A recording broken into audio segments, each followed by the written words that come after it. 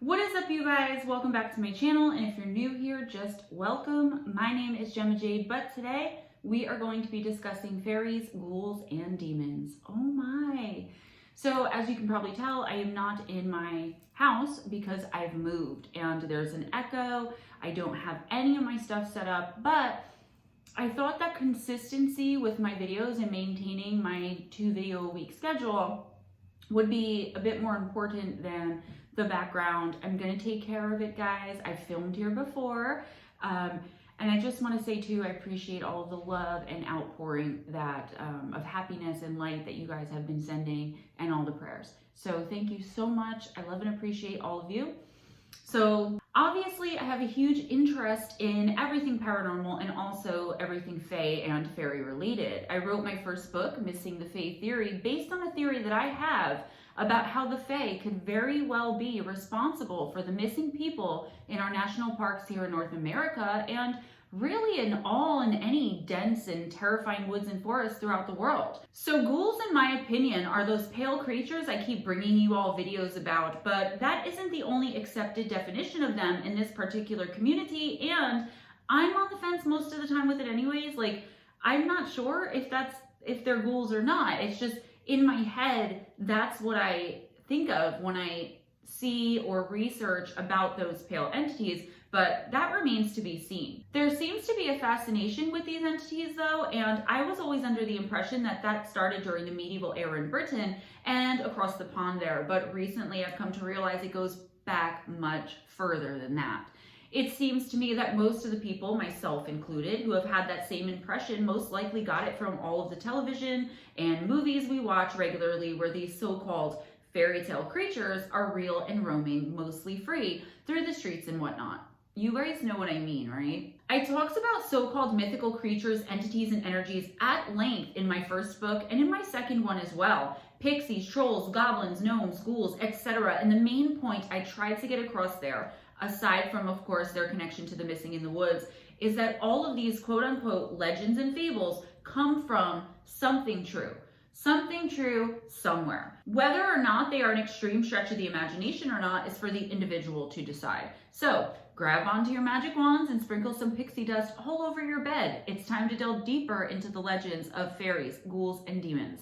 Let's jump right in. Now, one of the chapters in my first book talks about a very well executed hoax. This hoax was extra spectacular in my opinion, considering it was executed solely by 2 very little girls. 2 little girls who even had Sir Arthur Conan Doyle himself interested in and fascinating by the so-called Cottingley fairies. Many people want so badly to hold on to the Disneyfied images of these legendary creatures and beings that they won't even consider believing anything other than a real-life version of what's seen in those particular types of shows and films.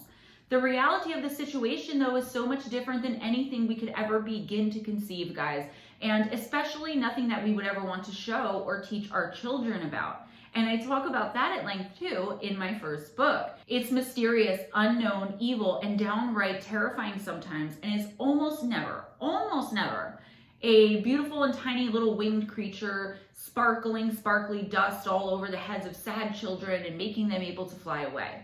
I personally am still of the opinion that Peter Pan was a much more macabre story than anyone realized at first glance when they're watching through the eyes of either a child or an oblivious parent. Now, I have to address that some people born with medical issues and physical deformities, and even those with something as completely usual as common dwarfism were, at least way back in the day, considered to be evil or cursed and locked away where no one could see them and where they couldn't even live their lives like a normal human being. Because that's exactly what they were and what they are. Normal human beings who are just different. You guys should all know how I feel about that by now. Of course, these days we know it's horrendous that they did that, and thank God people's minds have evolved as much as they've had since those days. Though when it comes to addiction and mental illness, I wish they would keep right on expanding if I'm being totally honest, but that's for another time in video altogether. When someone says the word fairy or when they start talking about the fae, the first thing that pops into most people's minds is actually the image of a pixie, or more specifically, Tinker Bell from the Peter Pan books and films. Disneyfied.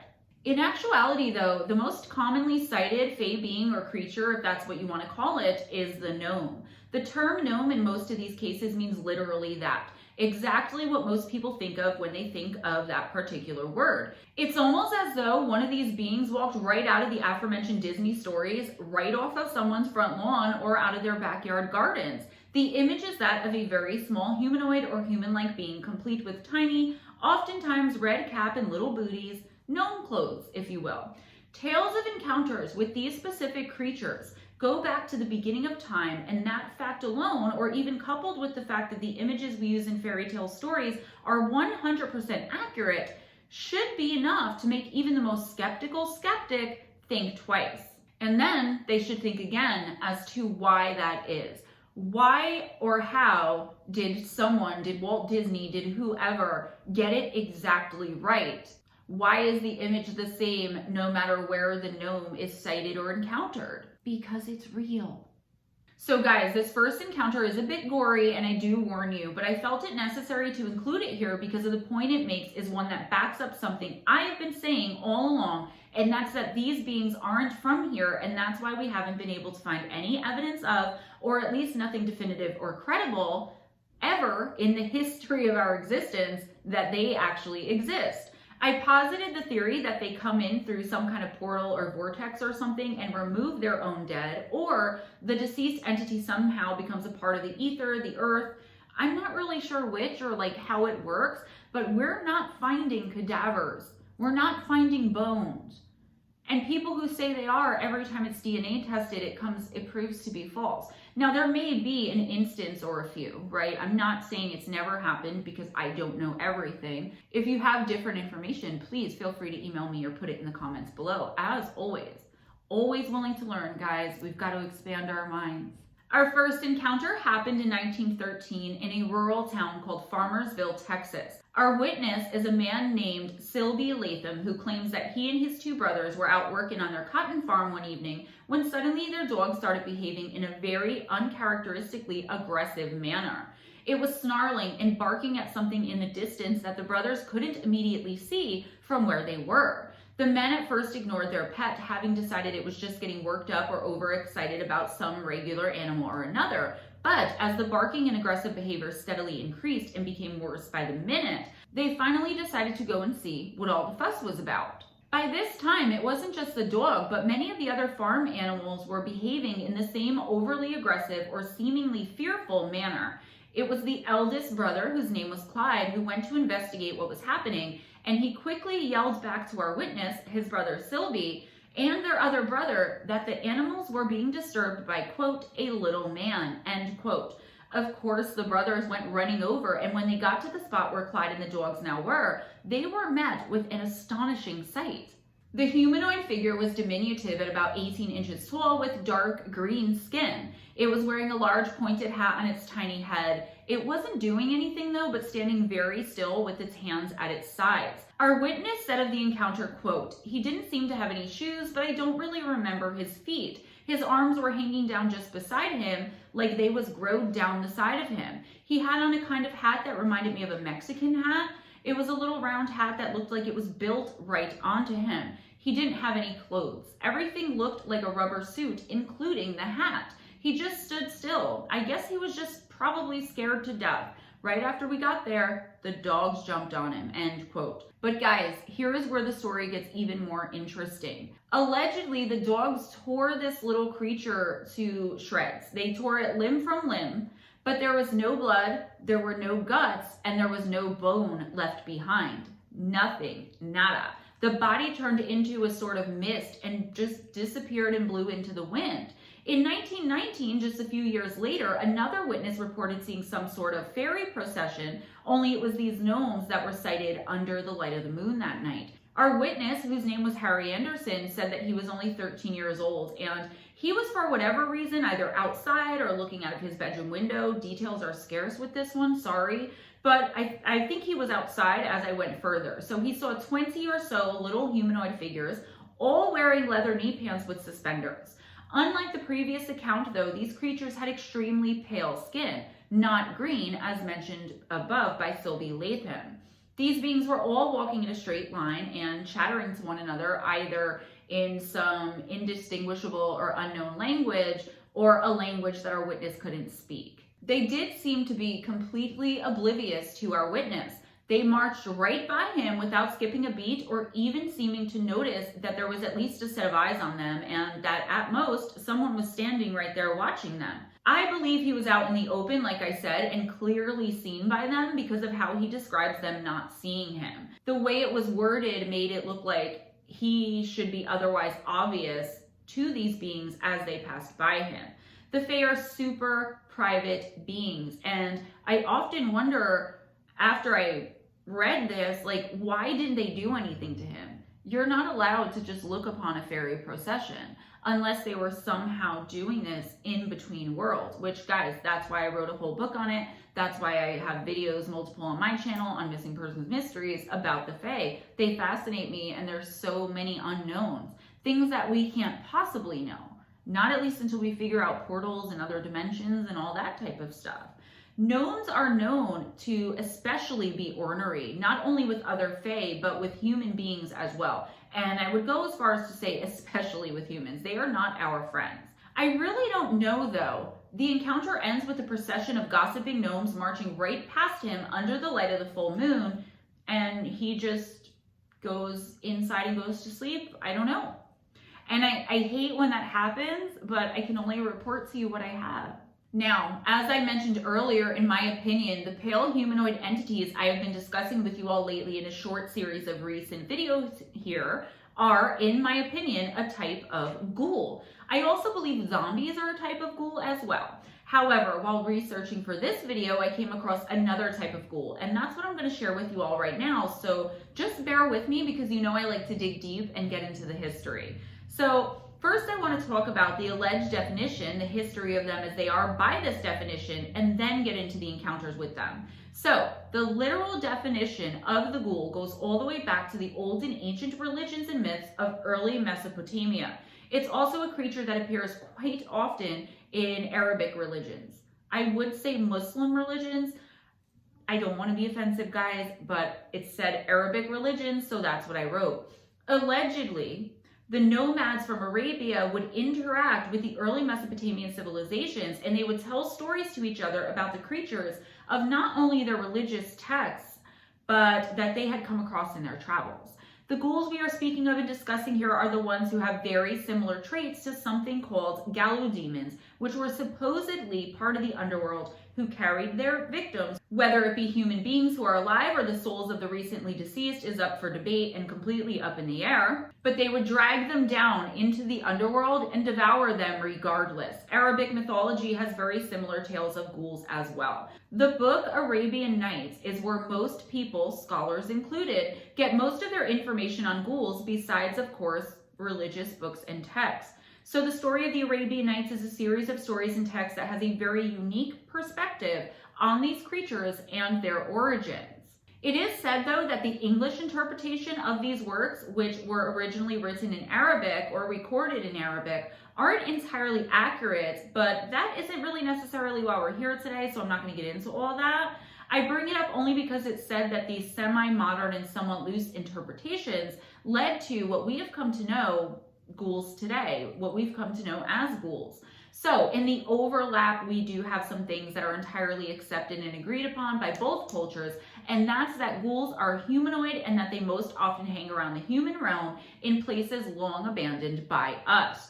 Abandoned institutions and hospitals, etc. Now, this really struck me because it's very similar to what I've come to know in all of my research as to how the goblins, fey creatures of the most vicious, terrifying, and disgusting kind, also live and work in these long abandoned areas, institutions, hospitals, schools, abandoned train stations, like you name it, they will go there. Ghouls and goblins alike are said to be drawn to and tend to roam about and lurk around in cemeteries and graveyards as well. And in the case of where they choose to stay when they're in our realm, the older the place, the better. Now, let's jump into some alleged encounters, and you guys can be the judge as to whether or not these encounters are with a creature that can be labeled as ghoul. And please let me know what you all think, as always, in the comments below.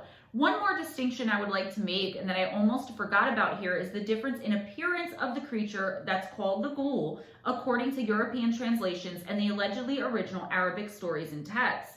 According to Arabic lore, ghouls have the ability to shapeshift into animals, or in some cases, even into human beings. They're allegedly quite hairy and have features that can only be described as distinctly canine. So very animal-like in appearance here. I could keep right on going, but I'm trying to get to the encounters, and thank you for bearing with me. The European interpretation of the ghoul creature has it somewhat keeping its canine appearance as far as it having hooves especially. However, they are not said to be hairy but hairless, and they would most often transform into an extremely pale humanoid entity that looked sort of rubbery in appearance. Remind you guys of anything? Because it reminds me even more now of the quote-unquote pale crawlers and pale humanoid entities I mentioned earlier, and that I've been coming across more and more in my research lately.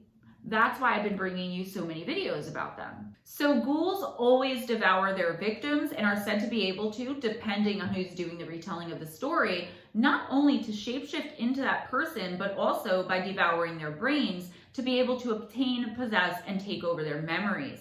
This is said to effectively allow them to simply blend right in with us and among our society without us ever noticing anything is amiss. Well, without most of us not realizing something is amiss. Most of the population would not notice, right? Most of the population isn't aware of energy.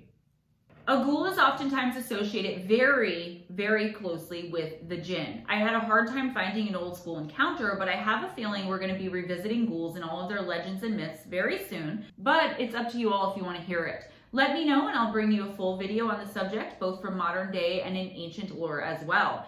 Here's a pretty terrifying encounter I recently came across though in my research, and I've been waiting for the right time to use it, and I think I finally found the place. It's here. It's from the site Phantoms and Monsters, but I'm not sure where it originally came from. This witness said of what happened, quote, "This incident happened in September 2020 in Aiken, South Carolina. I didn't grow up there. We had only lived there for about 6 months, so I wasn't too familiar with the area. Some of these details are pretty boring, but I think it helps explain the setting and situation better, so I'm going to give them to you regardless. My fiance, who we will call G, had reconnected with an old friend from high school who we're going to call B, and we decided to rent his basement, which was renovated into a separate apartment while we looked for a place of our own. The house is not in a neighborhood. It's pretty rural in that area, in my opinion. We had neighbors, but each house was several acres of land separating them. B had 2 large adult dogs, about 55 to 65 pounds, and our dog was a little smaller than them at the time. The dogs would run around and play in the woods at the edge of the backyard. Everything was really good for the first few weeks. Then at night, we started feeling very unnerved when we had to go outside. I know it sounds so cliche, but it felt like something was standing in the woods and staring at us. If we went somewhere after dark, we would do a speed walk, almost running from where we had parked out front all the way around the side of the house into the backyard, which is where the entrance to our apartment was. Then we started hearing it. As I mentioned earlier, the dogs ran and played in the woods, so we were very aware of what it sounded like when a 60-pound creature was rambling around in the woods. This was much bigger, so much bigger. It wasn't just the 3 of us hyping each other up to be scared either. Anyone who came to hang out, there was a pool in the backyard, so we did have a fair amount of visitors, would hear it, and no one ever stayed outside after sunset. We thought it was a bear, to be honest, because whatever was making the noise was huge, much, much larger than a person. So a bear is the only thing that really fit in our minds. A few months go by and we find our own place, and we were in the process of moving out when this occurred. My fiance was up at the car arranging the boxes so that we could maximize the space we had available. I had just carried a box up to him and was walking back around the side of the house. From the front to the back, the yard was sloped downhill just a little bit. As I was walking down to go around from the side to the back of the house, I saw it, staring dead at me, staring straight into my eyes. I'm pretty sure my heart stopped beating for a few seconds and I completely froze up. Some instinct inside of me made me begin walking again. I felt like I shouldn't run, but tried to act normal and get my ass back inside. As soon as I got inside, I shut and locked the door. But I immediately had to unlock it and open it back up because I couldn't lock my fiance outside with this thing. I immediately started seeing these gruesome, gory pictures in my head. Pictures of me and my fiance beheaded, completely mangled and broken, lying on the floor of our apartment with everything that was left in the apartment smashed on the floor around us. Then right after that, something like, quote, "No, that's not what it will do. My fear of the unknown is making me unreasonable. If I just let it in, it won't be like that." Quote, that's what she was thinking in her head.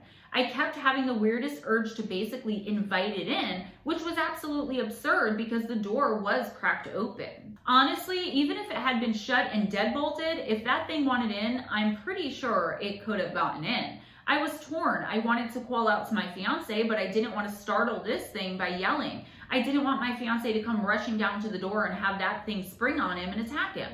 Finally, I couldn't take it any longer and I yanked the door open. I was planning on running to the car, but my fiance was right there in front of me. He said he had seen the thing too and he had been watching it watch us. The second it turned and disappeared into the woods, he rushed down to the door. This thing was super tall, super skinny, and a sickly shade of whitish gray. It had brightly lit up, glowing eyes. One very crazy detail is that I swear the eyes were a golden color and my fiance swears they were red. I don't understand any of this, but especially not that part. The worst part of its appearance, however, was that it didn't have a mouth. Besides its bright eyes, the rest of its face was just skin. Tightly stretched, but perfectly smoothed out skin there on the face. WTF. I have never in my life felt like such a shock, just like a feeling in my heart that something was so wrong. Not like I did when I saw this thing looking into my eyes. How do you eat if you have no mouth? How do you stay alive if you can't eat? Sometimes I worry that I honestly had the chance to meet and interact with a completely different species and I blew it by being judgmental and fearful. This thing wasn't like me, so I was deathly afraid of it. Did I have a reason to be afraid? If it wanted to hurt us, I'm 100% sure that it could have. My fiance said he could feel the evil radiating off of it. That I need to quit beating myself up because it did not have friendly intentions. I know this sounds so totally and utterly fake that it's absurd. I wouldn't believe this if someone else posted it. I'm just wondering if anyone else has ever seen anything like this, and if they have, maybe they can tell me WTF this thing is. For months after it happened, I wouldn't talk about it. Anytime my fiance brought it up, I would shut the conversation down. I didn't want to even think about it because I was scared it would feel me thinking of it and somehow come back and find me again. We don't live near there anymore, and now I know that's an irrational fear anyways.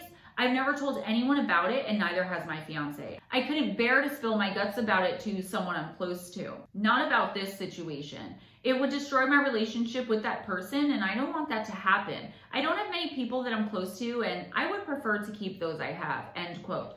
So aside from being a bit confusing, I just want to break this down for a second before I get back to script. This feeling of maybe she was too fearful or judgmental, right? Guys, there's a reason that we feel those things when entities are near, okay?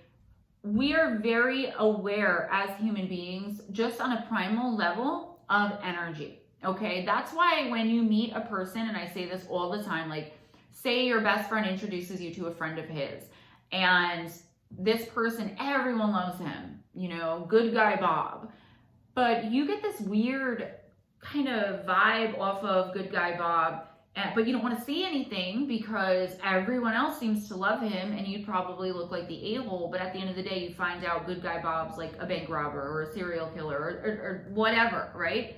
There's a reason we get those feelings, and entities purposefully put them out. I am 1000% of the belief, and again, speculation and opinion on my part, that this thing was trying to will her to invite it in, kind of like the BEK, right? Which, by the way, I'm starting to write that book soon.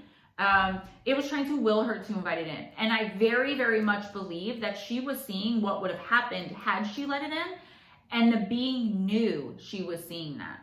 She may have some kind of abilities. I don't think that this would have happened to any random or average person without at least some kind of, I don't want to say psychic ability, some type of ability. That's all, the only way I can put it, because I don't know what it would be. And I feel like this thing is what was speaking back to her, saying, no, don't be afraid, don't be judgmental. But I feel like it needed an invitation.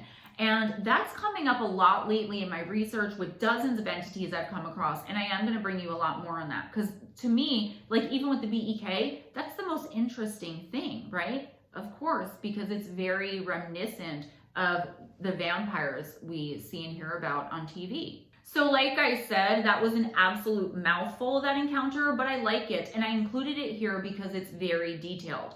This is the definition, in my opinion, of a modern day ghoul and what many people come across when reporting their experience in terror but having no idea what it is they're actually dealing with. These people, the previous witness and her family and friends, were very, very lucky, again in my opinion, to escape with their lives and live to tell the tale at all. The detail is pretty impressive, so what I'm aiming for in this video is to show the possible connections between the three entities in the title. I have no idea, honestly, whether or not they're all related somehow or if they just have such striking similarities that it seems that way a lot of the time. Let's move on to our final entity for this video, demons. I've gone through more encounters with demons than I can count since I started this channel a little over 2 years ago. And today I decided to focus on one type of demon specifically and particularly, and that's the succubus.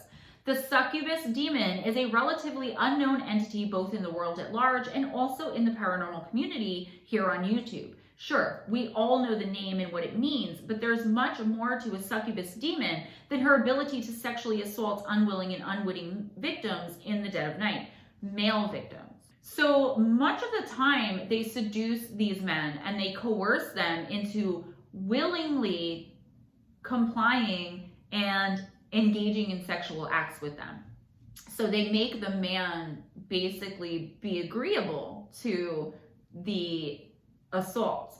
They are also known to steal the man's life force. The word succubus comes from the Latin word succuba, I think that's how it's pronounced, which translates, as far as I know, to paramour. These dangerous demons take on many different forms and their abilities and powers vary greatly depending on which myths and legends you're setting store by. Most encounters happen in the dream realm, but sometimes it carries over into real life. And regardless of where or when you encounter them, it's never as simple as it being just a dream. Legends of and encounters with this particular demon go back to the beginning of time, to the dawn of man.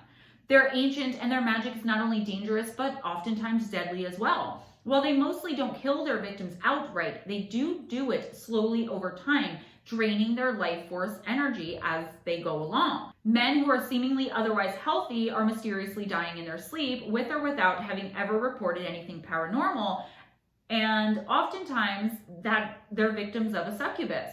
Sex demons, again, regardless of what they're called, also extend to almost every religion, country, culture, really all over the world, and they always have. We recently discussed the daughters of Lilith, the Lilim or Lilim, and how they're a coven of demonic succubus witches. There are far, far more than just those though, and again, I could do a whole series of videos on this entity alone, and I'm going to.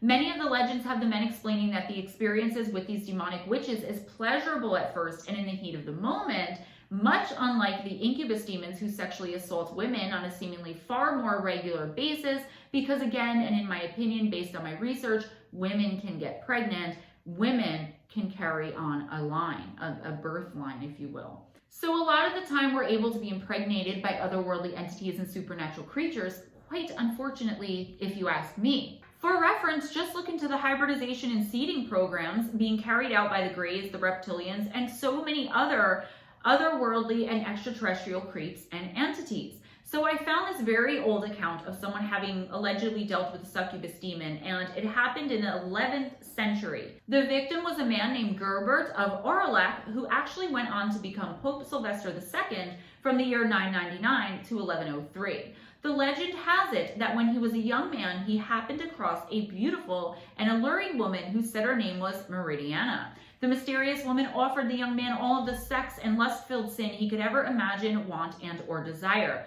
But that wasn't all. If he agreed to give in to his lust and sin with her, mainly in fornication, she also told him he would be able to enjoy immense wealth, extreme good fortune, and the absolute knowledge of all of the dark and mystical arts. The secrets of alchemy. Like, not the encounter itself, but knowing, like, all of that, the secrets of alchemy, like, I don't know, I might have to think about that. He would need to stay faithful only to Meridiana, though, and never lay with another woman other than her. It's alleged that he actually agreed to her terms and conditions and signed his soul away, so to speak. This particular pope did indeed rise unusually quickly through the ranks of the church, while also giving in to all of his wildest dreams of lust and catering to the whim of every carnal desire of his demonic lover vixen. Obviously, guys, this was all very much against the sacred vows he took in order to rise to Pope in the church, and he allegedly had to keep all of this bedroom fun a secret from everyone. One day, though, after many years had passed, Gerbert is said to have received some disturbing news from his lady love about his impending death. She told him his death was imminent and that he should know he would be dying for his sins. He very quickly repented, but died just as predicted. It's said that to this very day, the grave of Pope Sylvester II actually sweats right before the death of whoever's Pope. Is this legend true? Was this woman really a succubus? If he kept it secret, then how do we know about it? Honestly, I can only speculate about the answers to all of these questions, but I do believe she was a succubus. I do believe she was a demon, and I believe as well that it's most likely this information, again assuming it's true, was gleaned from some sort of journal he kept. It wasn't uncommon for a man to keep a diary or a journal of some sort back in those days, kind of how it is nowadays as well, but much more so.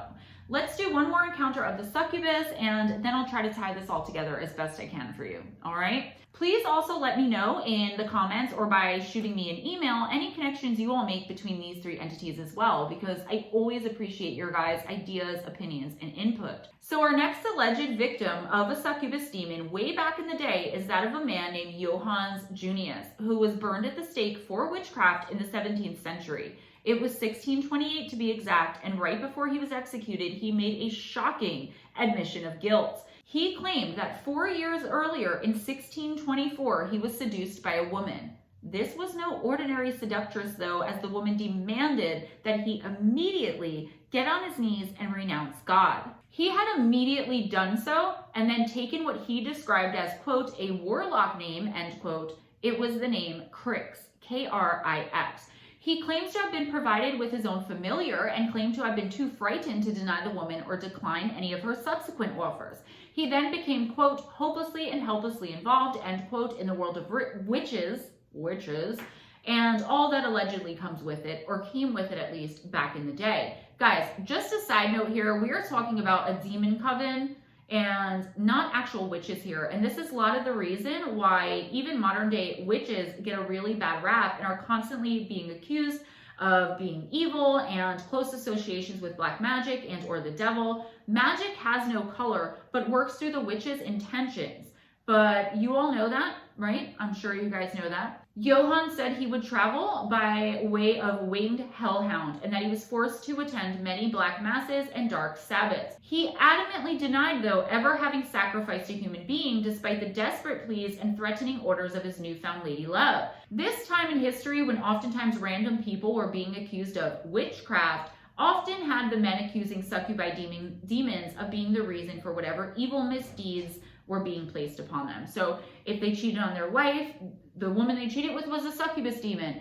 Anything that the men did wrong, as far as lust or cheating or anything like that, they were always saying that it was a succubus demon that made them do it. And then the poor woman would be burned at the stake and the guy would be forgiven for his sins. I have other encounters just like this and from this time period, but I'll soon be bringing to you an entire video not only on succubus but incubus attacks as well. So how does this all tie together? Well, if I'm being honest, I'm not quite sure, but as usual was taking the advice of spirit and putting this video and these three creatures or beings specifically together. I feel as though a succubus demon could easily be mistaken by the untrained eye as a fae creature. They almost always have wings in their natural state, and oftentimes if they offer their victims their deepest, darkest desires and wishes, they will show this true state to the men to strike fear in their hearts and ensure that their bidding gets carried out. So basically they come as a seductress. They come as a beautiful, irresistible woman who's offering them everything they could ever want. And then the minute they go into that agreement or the sexual act or whatever it is, that's when she shows her true nature, her true face, if you will. Also, there are not only many people, but many cultures who believe that the Fae in general are just another type of demonic entity. Obviously, I do not agree with that notion, but can understand why it would be thought that to oftentimes closed-minded and uneducated people who get their knowledge secondhand and take everything they hear at face value, mainly when it suits their narrative and fits very neatly into their little boxes. With that being said, that's all I have for you today, guys. Please give this video a big thumbs up. Spread the love by sharing this video and subscribe if you haven't already. Please be sure to check out the description box. You will find links to Amazon for my the paperback and Kindle version of my books, Missing the Faith Theory and Encounters with Evil, 101 Terrifying and True Stories. If you would like an autographed copy, please email me at GemmaJadeParanormal@gmail.com before you make the purchase, okay? I also have a second issue of Paranormal Press magazine coming out. As soon as I receive it, I'll show it to you guys. Don't forget the first issue. If you want to purchase those signed copies, let me know. Also, you can always email me for any of that. Donations to the channel, so very important to keep the channel going, to let me be able to do things like buy backgrounds, make sure my equipment's working right. I just had to buy a new light, all those things. So there's Patreon, Cash App, PayPal. If you donate $20 a month or more, either through Patreon or if you just make a $20 donation or more every month, you will automatically receive a personal monthly intuitive oracle reading from me every single month as long as you're making the donation as a thank you. For the month of October, I am doing personal full 7 to 10 card readings for November. So I'll do them in October for November for half price for the remotes, okay? All you have to do is email me at GemmaJadeParanormal@gmail.com. Let me know your name and birth date. And that's half off. So that's $20 for a full-blown intuitive oracle reading. Now, the face-to-face video, 1 hour to an hour and a half, those are the same price. So hit me up if you're interested in that. Also, I'm still working on the website. I've had a very big hiccup, but it's coming. I'm hoping to have the release for Halloween. Speaking of Halloween, on the 26th, if you're anywhere near Sussex, New Jersey, I will be doing a book signing. I'm hoping that my costume gets here in time. I'm going to be a steampunk princess. Come, take a picture with me, hang out, pick up some merch, buy a book, get it signed. It's going to be an absolutely amazing night. I know I'm forgetting so many things, but sorry about the echo, guys. I will take care of it. But again, I thought consistency was more important than a little bit of an echo, and my background's still at the other house. So be kind to each other, guys. It doesn't cost anything. Never accept anything less than others being kind to you. And most of all, be kind to yourself too, because you deserve it. You're worth it. You're amazing. Don't let anyone tell you that you're not or hold you back. And remember, if your energy doesn't sit right around someone, there's a reason for that. Don't be comfortable or complacent in your own misery. Hit me up for those oracle readings, guys. Please make some donations. My Amazon wish list gift link if you want to send me a gift. I have thousands of things on there ranging from $5 to who knows how much.